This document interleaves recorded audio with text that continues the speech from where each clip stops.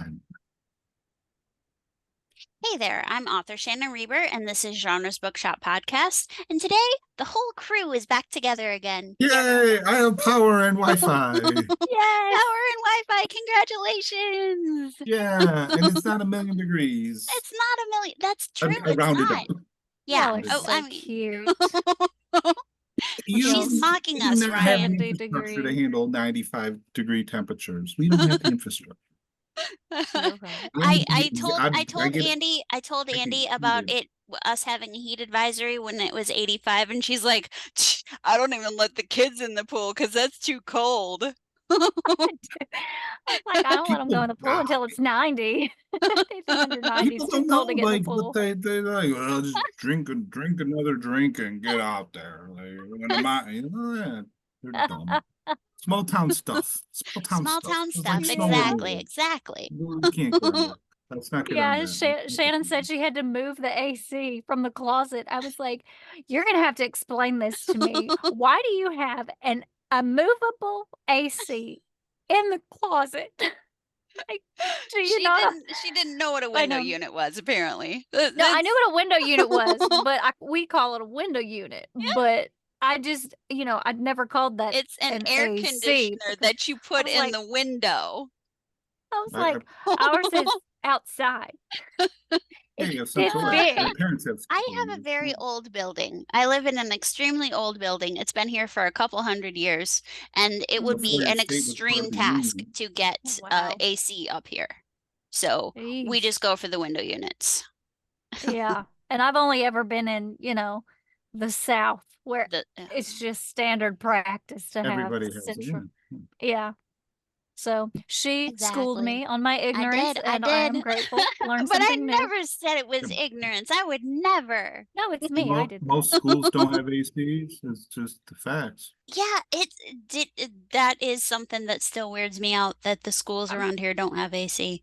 Yeah, if our AC went out at school, we'd have to cancel school, because it's like putting students in danger to put them inside of like a heat box, basically. Right. Yep. Oh no. Oh no, did my Wi-Fi die? No, you're here. I still see you. What's up? No. It didn't even give me a warning. Ryan, we can hear you. Ryan, we can hear you. Goodness gracious. Great. Hey, Ryan, you're on. Great. No, he's... I don't know what is going on with him, but I can hear him. You can hear him too, can't you? I can hear him. I don't think he can hear us. He is frozen now. Yeah, that is frozen. Of course. Okay, well, since he's gone, we can just talk about the bugs. No, I was going to even suggest that he go first, just in case he lost Wi-Fi. Oh, poor little frozen Ryan. Ryan. Ryan. Hey. Wi-Fi died, but it came back. It came back. Okay. Oh, good. Necromancy Wi-Fi. Okay, Mike. dude, but we can't talk too long. So how about you tell us about Nevermore? You tell us about Nevermore. Yes. Well, first of all, it's Neverwhere by Neil Gaiman. Sorry. And Neverwhere. It's important. It's a title. It's by Neil Gaiman. It's about this guy, Richard. And I don't want to give too much away. And so he is on a date with his lady friend, and who is a jerk. Don't forget, she's a jerk. His lady friend who is a jerk. Yeah, she's like Posh Spice from the Spice Girls. She just grew up in luxury. She doesn't know. Anyway, so they walk this figure on the way to dinner, and he's like, yo, she's like hurt. Well, this figure's hurt. So he picks her up, and she's all like, we gotta go to dinner. And he's like, no, we gotta save this person. She didn't really know if it was a woman yet. So he takes her back to his apartment. It is a woman, but she's like different. So that starts the whole thing of going down London, where everything is that happens. Yes, that did sound bad, Ryan. What? Nothing. I'm trying to just I'm reading this book now for like a week and a half, and it's up big. I'm reading on my Kindle. So it opens, everybody lives underneath London, and everything is the same but different. Same, but So like exactly. Train stations are like in the same spots, but things are different. So it's kind of weird, and it makes it sound like all cities have these down places, and they're meeting a cast of different characters, and now the whole point is try to get Richard back to his regular life. Sorry. And it's just weird. It, So far, now, I really like it. Okay. But you're reading the book on your Kindle. You're not listening to the audiobook, No, correct? I'm reading on my Kindle, and I really liked it because, well, like we were saying earlier, it got really hot last week, and my apartment was like an oven, so it was really nice to take the Kindle outside, and I could read it all hours of the night if I chose to, without disturbing the neighbors. Well, what you should do is go on Audible and just look up the audiobook, because Neil Gaiman actually narrates that book. Oh, I And mean, since I'm it's almost amazing. done, I wonder if he narrates other ones, because I do like his I think he style. does, So yeah. yeah, I mean, because I've heard American Gods, which I've read, but I'd like to actually listen to it. So maybe I'll check that one out, or Hey! something at the end of the road, Okay. the lake at the end of the road. Okay. Heard about that, and Bad Omens, and a few others. Sandman thing, which I think is a Netflix product Sandman now. is terrible. Sandman, well, I mean, the story might be okay, but the audiobook is dreadful. It's Well, I think it's a full cast type of narration, you're and not a fan of those? I usually don't mind them, but this one is bad. Oh, Not my thing. Yeah. Okay. Yeah, so I like it, and I'm probably gonna finish it tonight-ish, maybe tomorrow morning, depending, you know. Timing, clocks. Yeah. Timing clock. Yeah, okay. Well, what do you think about it so far? Do you like it? Oh, I like it. Yeah. What would you consider, like fantasy, sci-fi? Fantasy, sci-fi, urban fantasy, but like weird urban fantasy. So like dark urban fantasy? Like talking rats. Not exactly dark. Not exactly dark. dark. Not dark. It's just it's darkish. Dark. It's Yeah. gray. Yeah, I would say. Yeah, I think you're right. What was that last one? Gray. Gray, not dark. Exactly. I mean, you think like Richard's in a hopeless situation because he's like lost his friends and his whole life, but he's kind of becoming part of that world. And I think at the end, stuck down they there. have to make a choice. It's like, hey, I met these people now for like months, and I'll probably never see him again and go back to my own life. So it's like, what is he gonna do? What's he gonna do? Does time flow the same? No. Because he was wearing a watch, and he looked at his watch, and it was like dead. Oh no! And like there's time's different, because he was saying like he just was walking someplace, and I think my computer died again. Great. We can still hear you. Yes. So bye. Wait. But dude, we can hear you. Yeah. There's no. He's gone again. Well, at least we got his review on Neverwhere. He got his review in. That works. Yes. So that sounds like a good one. I swear I know there's a book called Nevermore. I am 97.2% positive there is a book. But so I do keep getting that mixed up.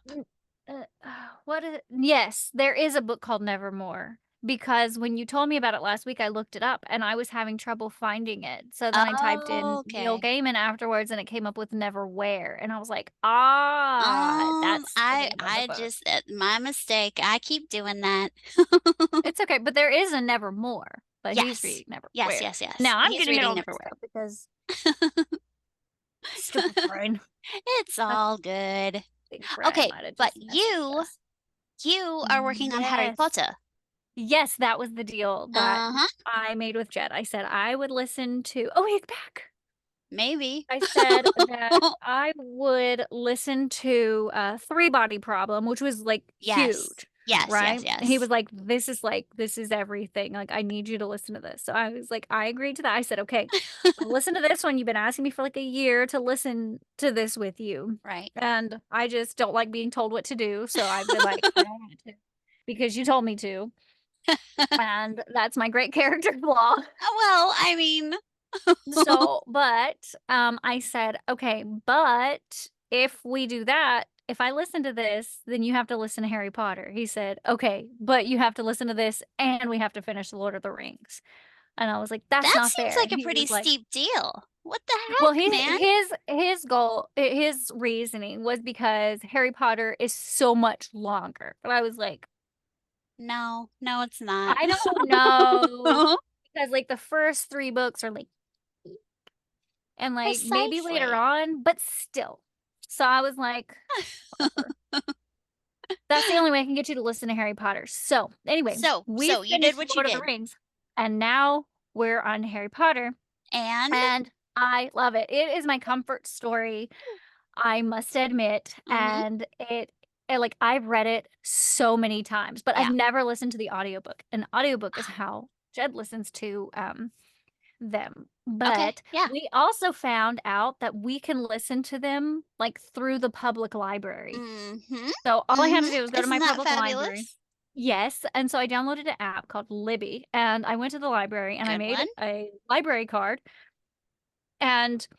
or got a library card, and then I just put in that information, and I had to wait like a whole day for some because they were all 5 of them were checked out. Yeah, and they were like, might be 2 weeks. I was like, I mean, okay, so I put a hold on it, and then like the next day they were like, hey, somebody turned in their book. So even though it's an audiobook, like it's still like a checkout process. So there's only so many copies that can be checked out at a time. I'm so excited. That's amazing. That's so fun.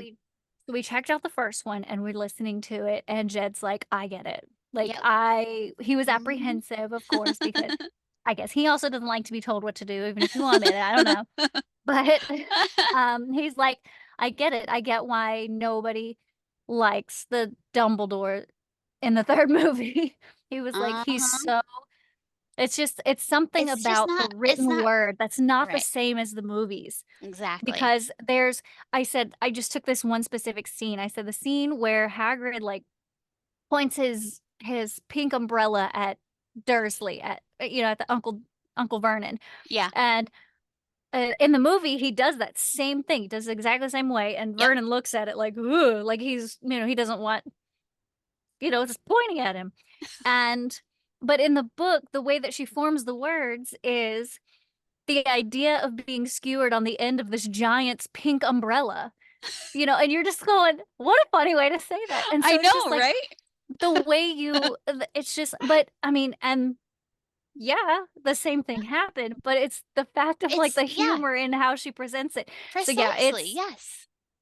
It's just so good. And Jed was like, man, there's already like, we're not even halfway through it. He's already like more invested in the world than having watched the movies. But that scene, my favorite is he's pulling all these different things out of his pockets, and there's a cake in his pocket, and there's also mice, and there's I can't remember what else, but there were moldy dog biscuits and the kettle. He had all like teacups and stuff. Yes. And they never added that stuff to the movies. Yeah, Jed laughed. Like he actually laughed when he started pulling all that stuff out of his jackets. And he was like, and there's sausages. He's so much bigger in the books than he was in the movies. I know. All that made me sad. I mean, I like the guy who plays Hagrid in the movies, but the fact that he was so much smaller. Yes. Yes. Oh, wait. Rest in peace. Oh, shoot. I might have lost it Wi-Fi now, too. Oh wait, no, back? You're still here. Are you still there? Okay. I got a little flasher across the screen that said I lost my Wi-Fi. It's a rough day for Wi-Fi. It must be. Around here it ain't good. It ain't good. Well, so I might have mentioned that I got a bunch of books on Audible, like for very cheap prices. Well, one of them that's been on my list for a while. Hey, Tabitha's here. She's sitting behind me, but I think she's only sitting behind me to block Snowflake from jumping up onto the front of my lap because they don't like each other. They're a little nasty to each other. Oh no, they're gonna have to get used to each other. Exactly. It's a sisterly thing. You gotta. Hey, girl. Oh, you're still here. Hi. Yep, I was still here, just hanging out by myself. This is going to be the least professional podcast ever recorded, but I'm not redoing it. We can edit it if you need to. Nah, that's all right. I'll just show everybody what it's really like around here.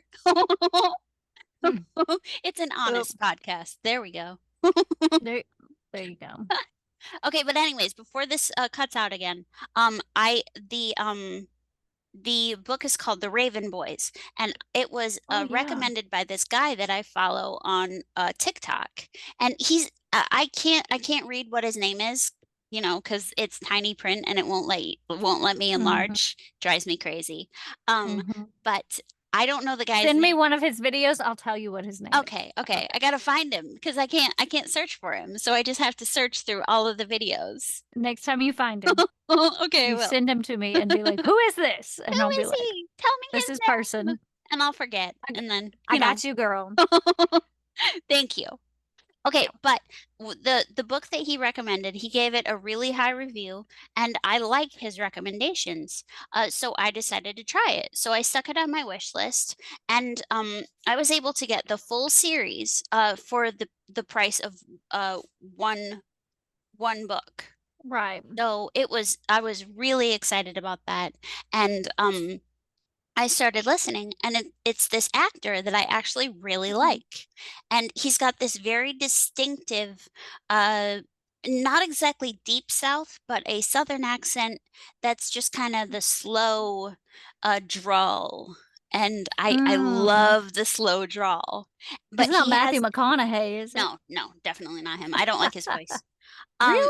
He's got that Southern slow drawl. Yeah, not as good. Not Not the as same good as thing. this guy. Definitely not the same.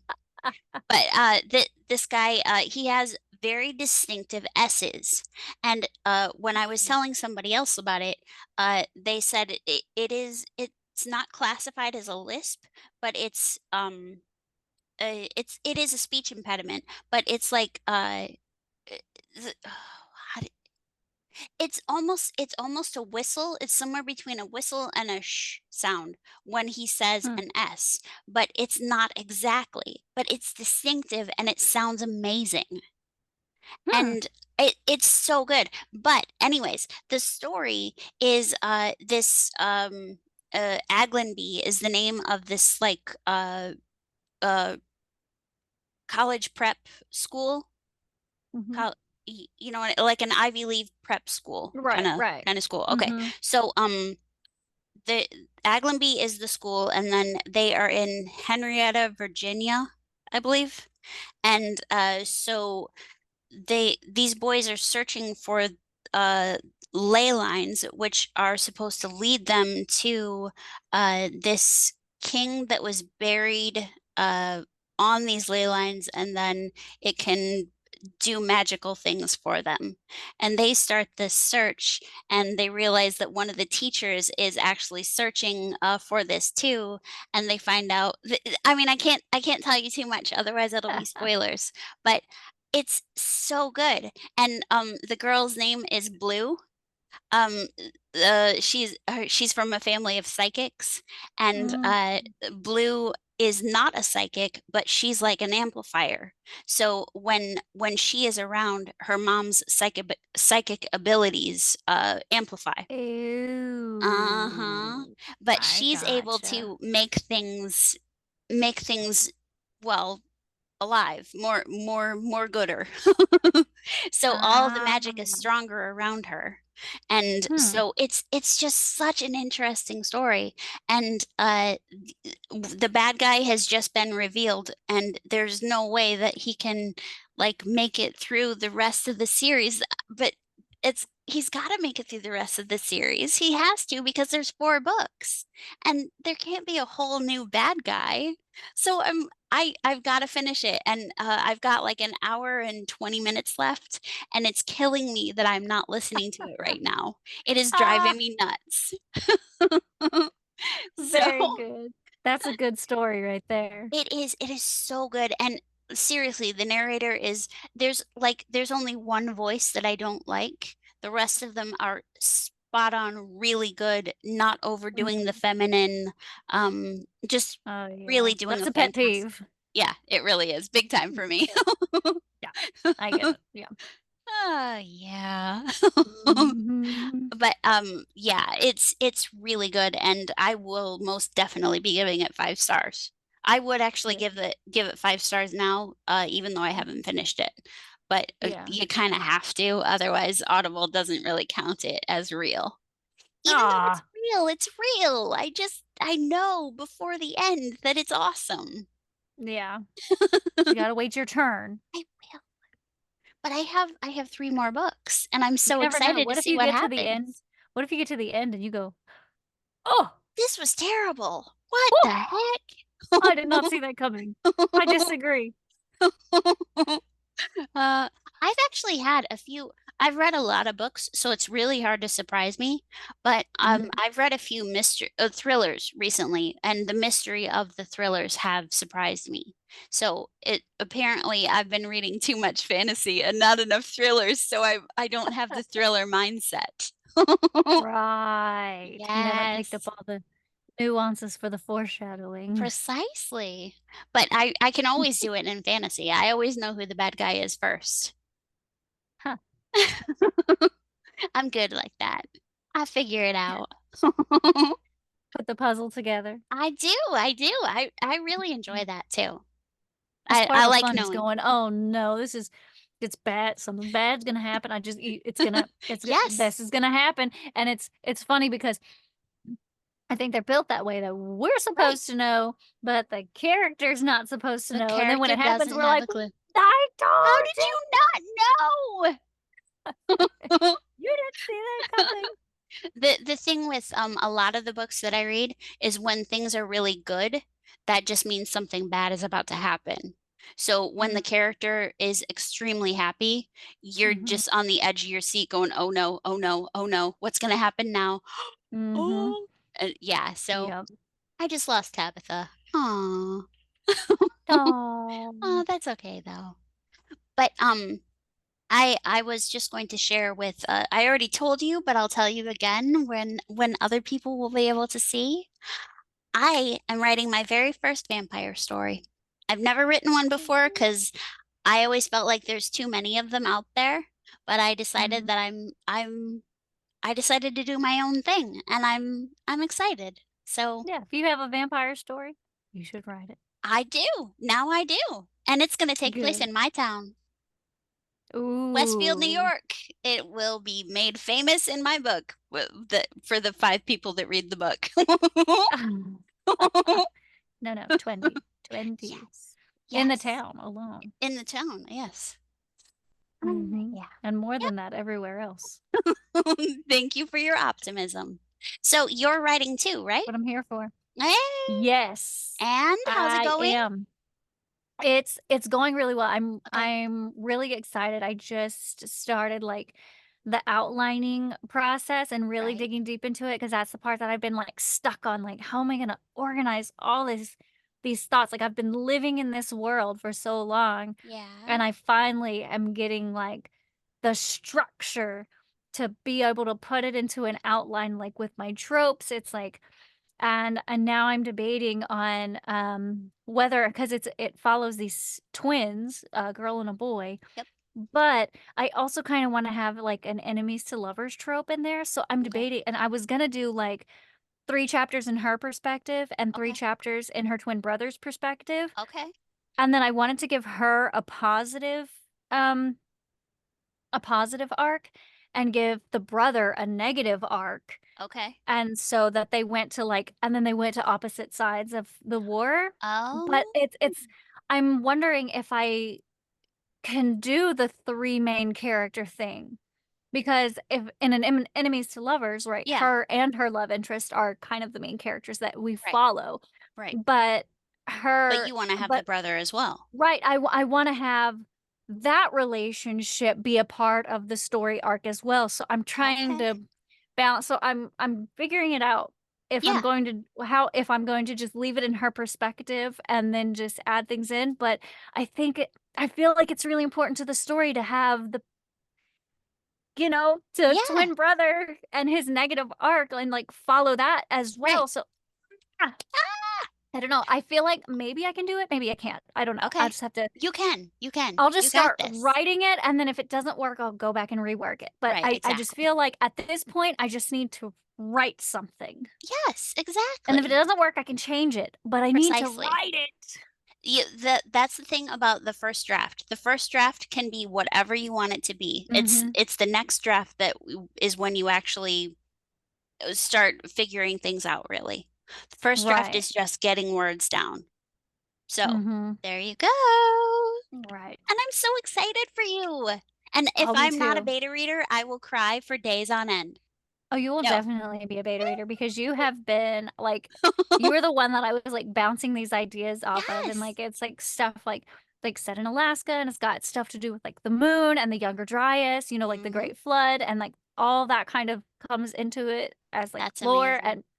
And like the moon's not supposed to be there. Like, okay, we all know this by now. The moon's not supposed to be there, but like why? And so I give like a why in the book for that fits into the story. Anyway, that's perfect. I'm so excited for you. Me too. Yeah. And my kids are in it. Of course they are. They are heroes, right? Because they're not bad guys. No, they're not bad guys. They're not bad guys. No, I've got my Eden. I spell her name differently, and then Austin is Aston, and he's a time mage because Austin, with his autism, he loves, like when he watches TV, he loves to pause, slow down, and rewind things. So I made it. Well, not a time mage. He's like a time fairy. So he's like involved in like the time continuum, and he's always back and forth and always confused about what time he's in. And then Eden does sound like him. She's like an oracle type fairy. Okay. So because she's really like part of, I mean, just Eden, the actual Eden. The actual Eden. Yeah, she's very emotionally intuitive.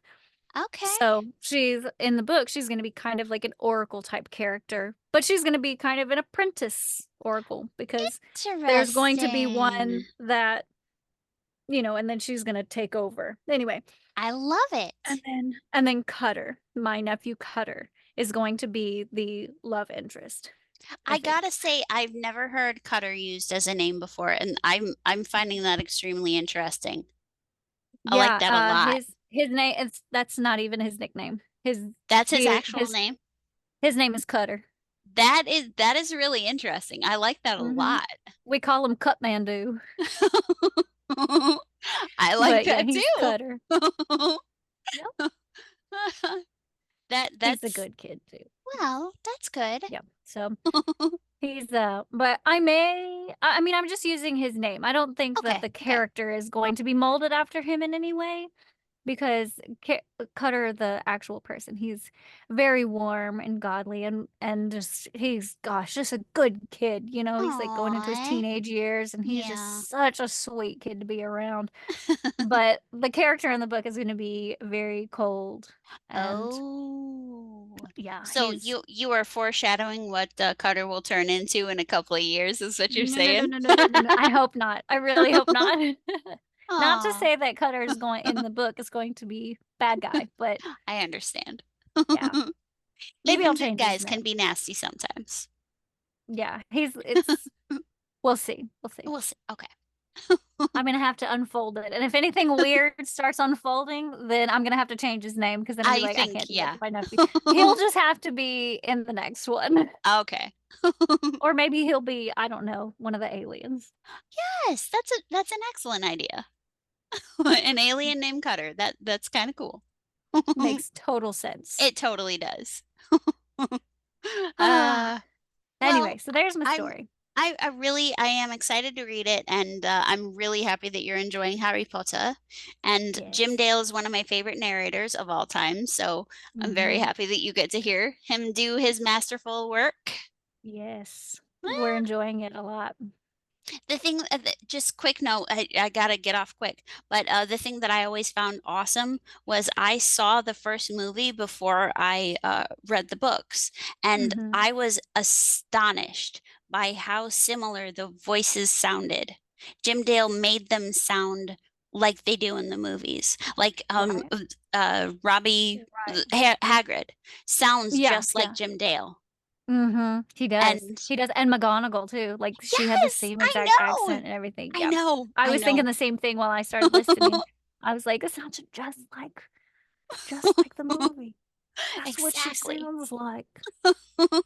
But I found it so cool that the audiobooks came out first, and he had no Yeah. clue what they were going to sound like, but that's the way I they read sounded. and they probably took some guidance off of Yeah. what was Yeah, already maybe there. so. Yeah, he really is. I would love to hear him do more things, but I can never find anything. So I'm just gonna search for Jim Dale. There you go. That's Just what gonna you do. search for him and see what else he does. Yes. Yes. All right. Well, it has been a lovely book chat with you, and I'm so happy that you're writing, and I hope you have a lovely time with your family this evening. And don't eat and maybe ice cream. next time. Don't eat ice cream. No Not more before bad bed. dreams Oh my for you. gosh. Oh, Lord have mercy. And next time, maybe we can hear about Ryan's story that he wants to write. Yeah, we can definitely do that. That'll be really fun. So excited. I can't wait for him to share his ideas. Yes, everyone. It's gonna be fantastic. It is. It is. It is. It is. It is. Good for him. Good for him. Yes. Wonderful. The important thing is that he's happy. Exactly. Precisely. Indeed. All right. Well, it has been lovely, and I will talk to you for the next podcast, though. Yes, ma'am. All right. Bye. Bye.